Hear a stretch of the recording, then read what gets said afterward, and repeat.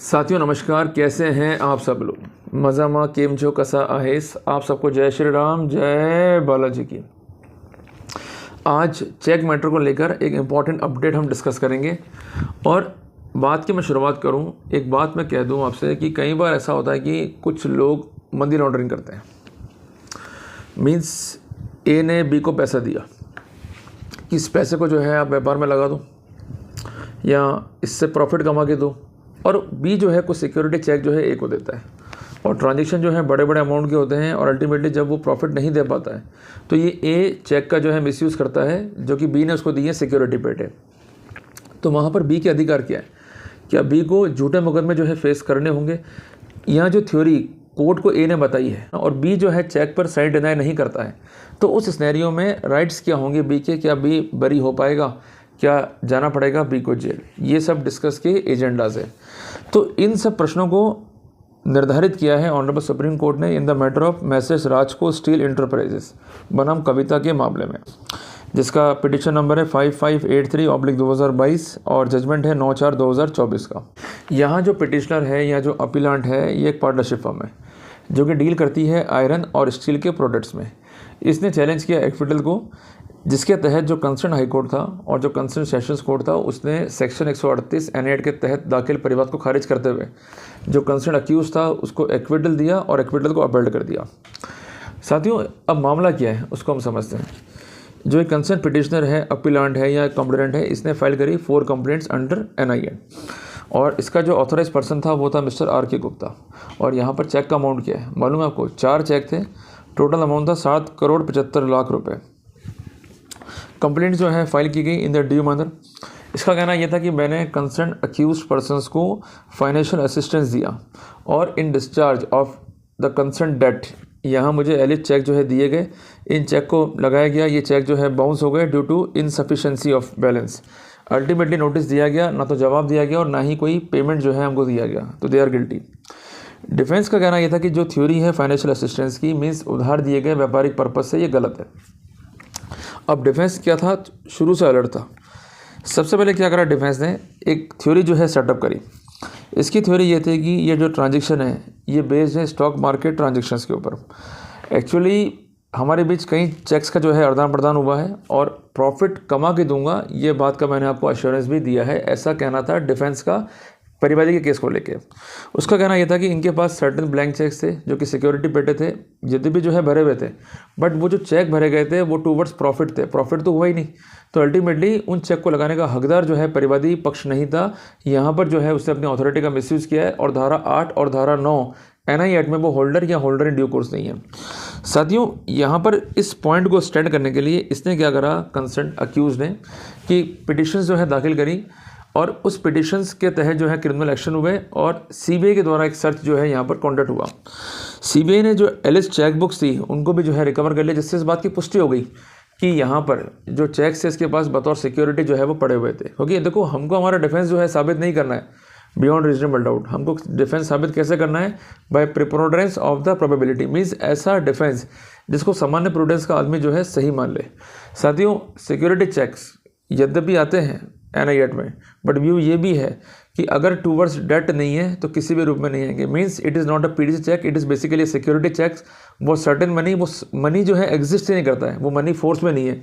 तो ऐसे सिनेरियो में चेक भी अपने आप में ही फेल हो जाता है। चेक के कॉन्सिक्वेंस में कोई लायबिलिटी अगर नहीं हो सकती है। साथियों, इससे कोर्ट ने क्वेश्चन पूछा, भाई अगर ऐसा था तो नोटिस का रिप्लाई क्यों नहीं करा? तो इसने कहा कि मैं चूँकि लेडी हूँ, मुझे प्रेगनेंसी थी उस समय, जिस कारण से नोटिस का मैं जो है रिप्लाई नहीं दे पाई।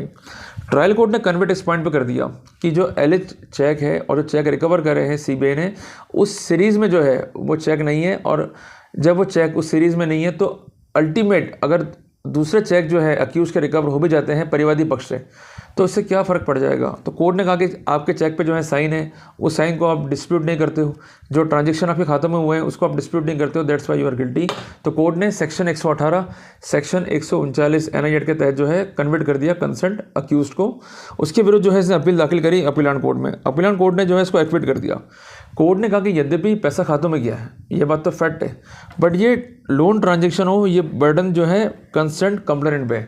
इस बर्डन को जो है वो साबित नहीं कर पाया। ये बर्डन जो है इसको डिस्चार्ज करना था कि वास्तव में ये लोन दिया गया है। वो साबित कैसे करता कि जो कंसर्न फर्म है उसका जो एजेंडा है वो रिकॉर्ड पर होता, जो ये लैंडिंग प्रोसीडिंग्स है वो रिकॉर्ड पर होती, लैंडिंग को लेकर जो एग्रीमेंट है वो रिकॉर्ड पर होता। और जब भी कोई फर्म या कंपनी लोन देगी, इस बात को विशेष ध्यान रखिएगा, तो वो एक चार्ज क्रिएट कर रही है, तो उस चार्ज को भी जो है इंटीमेट करना है कंसर्न आरओसी को या कंसर्न रजिस्ट्रार को और कंसर्न एमसी को। अगर वो नहीं है तो उस सिनेरियो में भी डाउट जो है वहाँ पर क्रिएट होगा।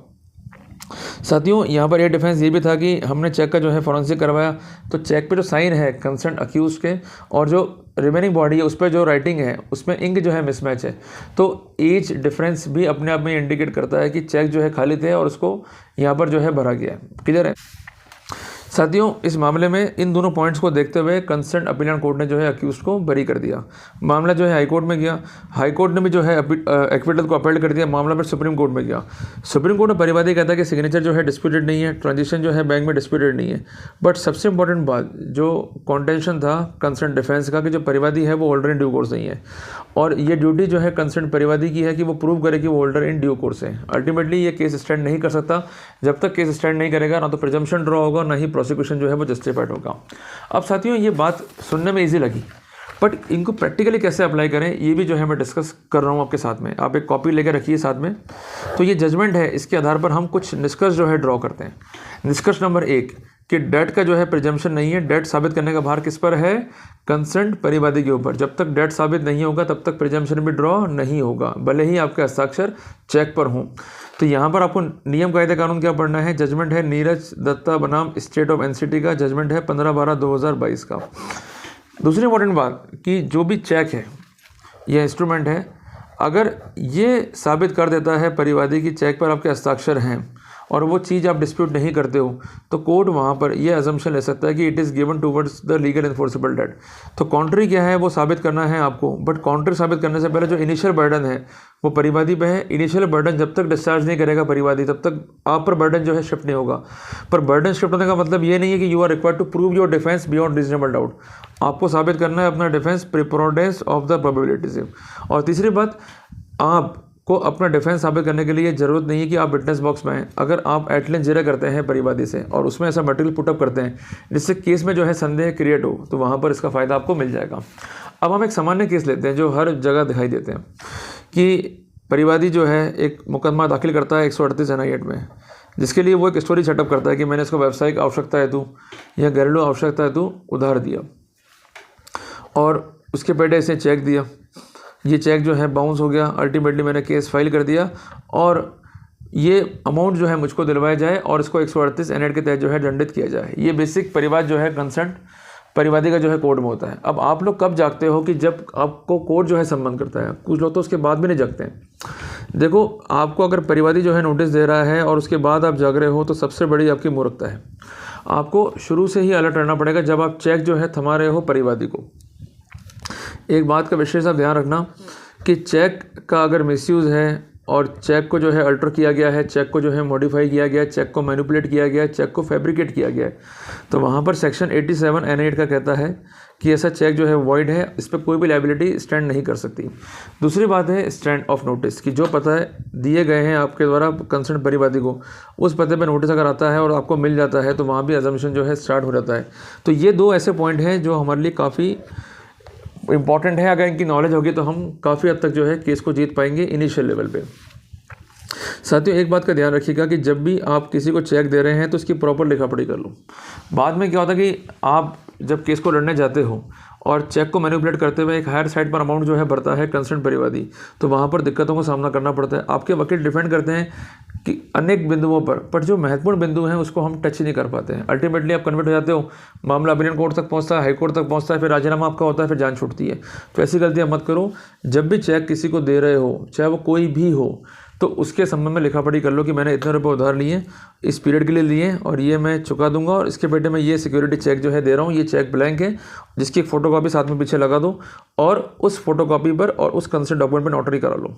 अब आप शर्मा शर्मी करोगे, भाई ऐसा तो कोई हमको लोन देगा ही नहीं, तो फिर बाद में मरोगे। तो बाद में मरने से अच्छा है कि अगर आप जेन्युइनली काम करना चाह रहे हो तो ये काम आप जरूर कर लो। दूसरी बात, जो भी ट्रांजेक्शंस हैं उसके संबंध में व्हाट्सअप चैटिंग भी कंटिन्यू रखो। अगर कोई अमाउंट आपने पे कर दिया है, उदाहरण के लिए मान लीजिए आपने 5 लाख रुपए उधार दिया है और आपको लगता है कि भाई नगद ही पे करना है या नगद ही मांगे उसे, तो कोई बात नहीं, आप एक चैट प्रोसीजर मेंटेन कर लो। चैटिंग में करना कि आपको आप एक मैसेज जो है उसको भेजो कि भाई इतना रुपया जो है आपको दे दिया गया है, अब इतना रुपया शेष है। इसके अलावा जो एग्रीमेंट है उसमें भी उसकी एंट्री कर लो। तो उससे क्या है कि एक डॉक्यूमेंट्री एविडेंस जो है तैयार रहेगी। कल को डिस्प्यूट क्रिएट हो गया तो हमारे लिए काफ़ी इजी रहेगा वहाँ पर वर्कआउट करना। और जब भी पैसे आप ले रहे हो दे रहे हो तो एक विटनेस क्रिएट कर लो, एक ऐसा विटनेस कि जो कोर्ट में आके गवाही भी दे सके। अगर आप ऐसा नहीं कर रहे हो तो वहाँ पर दिक्कतों का सामना जो है करना पड़ेगा।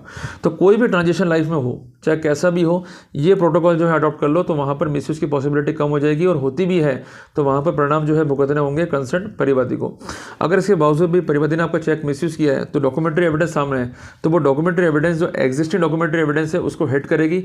तो उस सिनेरियो में सेक्शन 87 N8 का बेनिफिट जो है मिल जाएगा, भले ही हमारे चेक पे साइन। और इसके अलावा जो पता है वो पता अगर सही है और उस पर नोटिस जा रहा है, हम ले रहे हैं, तो वहाँ पर अजम्पशन है कि हमने नोटिस जो है ले लिया है। पर अगर पता रॉन्ग है कि जो पता दिया गया उस पर नोटिस सर्व नहीं हुआ है, तो उस सिनेरियो में अजम्पशन भी ड्रॉ नहीं होगा। Even section 27 general loss act का भी जो है अप्लाई नहीं होगा। और इससे कई मुकदमे सामने आए भी हैं कि जिस पते पे नोटिस गए वो पते सही नहीं थे, क्योंकि परिवादी कभी घर गया नहीं अक्यूज के। तो जो पता लिखा गया, जो पता कोर्ट को बताया गया, उस पते पे नोटिस सर्व नहीं हुए, तो वहाँ भी फ़ायदा जो है कंसर्न अक्यूज को जो है मिला है सेक्शन 94 NI एक्ट की लाइट में और section 138 sub clause B NI act की लाइट में। तो कुल मिला के इन चीज़ों को विशेषता हमको ध्यान में रखना है। और जब भी हम इस तरह के केस को लड़ रहे हैं तो वहाँ पर हमारे लिए चीज़ें जो है काफ़ी बेनिफिशियल है। और इसके अलावा एक बात ध्यान रखें कि जब भी चेक का मिसयूज़ होगा और इस तरह चेक को अल्टर किया जाएगा तो वहाँ पर आप एक फौजदारी परिवाद दाखिल करें। जब प्रॉपर हमारे पास एविडेंस है, परिवाद दाखिल कर रहे हैं और पुलिस कार्रवाई कर रही है, तो निश्चित तौर पर जो एविडेंस निकल के आएगी उससे एक बात तो प्रूव हो जाएगी कि ये चेक जो है मैनिपुलेट या अल्टर हुआ है। और पुलिस भी हेल्प नहीं करती है तो वहाँ हम सिंपल परिवाद दाखिल करके या पुलिस ने जांच करके FIR लगा दी तो वहाँ प्रोटेस्ट फाइल करके अपने बयान करा के ये सारी एविडेंस को रख के ईजिली कोर्ट को जो है कन्विंस कर सकते हैं। तो आप कुछ चीज़ों को जो है ध्यान में रखेंगे, उन पर वर्कआउट करेंगे और उनके अनुसरण में जो है काम करेंगे, तो वहाँ पर कोई भी दिक्कत आपको नहीं आएगी। और बाद में जगोगे तो आपकी दुनिया जो है लुट जाएगी। तो आपको जब भी कोई कमर्शियल ट्रांजेक्शन करना है तो शुरू से अलर्ट रहना पड़ेगा मेरे भाई। अगर नहीं रहोगे तो बाद में बहुत दिक्कतें आएंगी, और वो दिक्कत अगर एक बार आ गई तो उससे बचाव इस दुनिया में कहीं भी नहीं है। तो सावधानी अपना बचाव है, सावधानी आप रख लोगे तो बच जाओगे, सावधानी नहीं रखोगे तो आप मारे जाओगे। तो इस चीज़ का विशेष जो है आप ध्यान रखें। तो साथियों, ये जजमेंट जो है काफ़ी हेल्पफुल है, खासकर उन मैटर्स में जहाँ पर चेक का जो है मिसयूज़ हुआ है। और ऐसा केसेस जो है आपको कॉमनली मिलेंगे दिल्ली के अंदर। दिल्ली में क्या इशू आता है कि कई बार कुछ लोग जो है ट्रांजेक्शन में एंटर हो जाते हैं, जैसे कि कोई प्रॉपर्टी है उसका ब्रोकरेज है, या आप मुझे पैसा दो मैं कमाऊंगा और आपको प्रॉफिट कमा के दूंगा। तो जो कंसर्न परिवादी वो करता क्या है, बार बार एग्रीमेंट करता है और बार बार चेक लेता है, और वो चेक लेता है प्रिंसिपल का भी और इंटरेस्ट का भी, ताकि कल को लफड़ा भी हो गया तो मैं तो अपना अमाउंट लेके निकल लूँगा। तो जब भी ऐसे एग्रीमेंट आप कर रहे हो, सिक्योरिटी चेक दे रहे हो, तो परिवादी एविडेंस डिस्ट्रॉय ना कर दे। इसलिए हर एग्रीमेंट की एक सेकंड कॉपी भी जो है तैयार करके रखो और उसको ट्रू कॉपी जो है नोटरी से करवा लो। उससे बेनिफिट क्या है कि कल को ये मिसयूज़ हुआ, जैसे इस केस में हुआ कि कुछ और बात थी और कुछ और वहाँ बता के जो है चेक लगा दिया गया, तो वहाँ पर ये डिफेंस प्ली जो है काम आ जाएगी। तो आपको ट्रायल कोर्ट में पूरा मौका मिलेगा अपने डिफेंस को प्रूव करने का, स्टैंड को रखने का। अगर आप नहीं रख पाओगे तो वहाँ धोखा आप ही खाओगे। तो जब भी केस होता है तो प्रॉपर ब्रीफ अप कर लो, जो भी डिफेंस डॉक्यूमेंट है उसको आप इकट्ठा कर लो, परिवाद का प्रॉपर रिप्लाई कर दो और ये डॉक्यूमेंट सारे पेश कर दो। अगर परिवादी को लगा भाई इसका डिफेंस बहुत स्ट्रांग है, हम इसको हिट नहीं कर पाएंगे, तो ऐसा भी कई बार होता है कि परिवादी जो है वो केस विड्रॉ कर लेता है, लड़ने की उसकी मंशा नहीं होती है। तो ये छोटी छोटी बातें, स्मॉल टिप्स हैं, इसको ध्यान में रखने का और आगे इसके अनुसार में जो है वर्कआउट करने का। तो साथियों, जल्दी मिलते हैं एक नए टॉपिक के साथ। टिल देन, जय हिंद, जय भारत।